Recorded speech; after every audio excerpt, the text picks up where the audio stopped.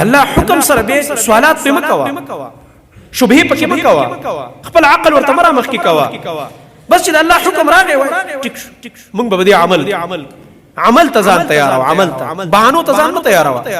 التلا حکم بیان شوی نه دی شیطان د بزین کې تیاری شروع کی خد دې بسر بل کز څنګه چل کو اده بنی اسرائیل د غوا پشان چل کې بنی اسرائیل د يهودو خوې درکې ده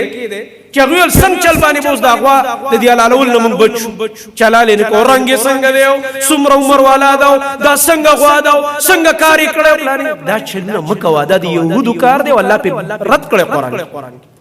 چې الله حکم راغی د نبی حدیث راغی سوالات مکوا اعتراضات مکوا دا د يهودو پیخي مکوا دا د يهودو طریقې وي چې د یو حکم نه د ځان تختولو لپاره د ځان بچ کولو لپاره چې زما په څنګه اوس د عمل نه بچ شم څنګه راته شي ولاره ملاوي شي لکه هغه چې ځان لغه حرام ښکارونه حلال کړ د خالی پورس تا ډرامې مکوا دا ډرامې د يهودو وي الله په قران کې لعنتونه ویلي الله په غضب نازل کړي ولې د الله په لعنت او غضب ځان کړي ولې چل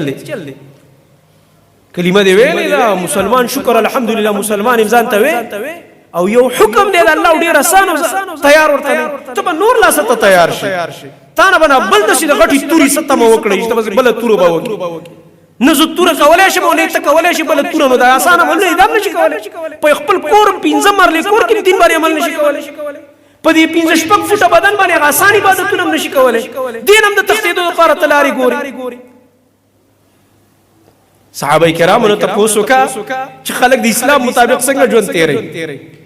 ابو بکر صدیق د الله سورز مزل پیدل د یو طرفنا دشمنان د مرګ په تلاش کې دي یو صحابي د نبی عليه السلام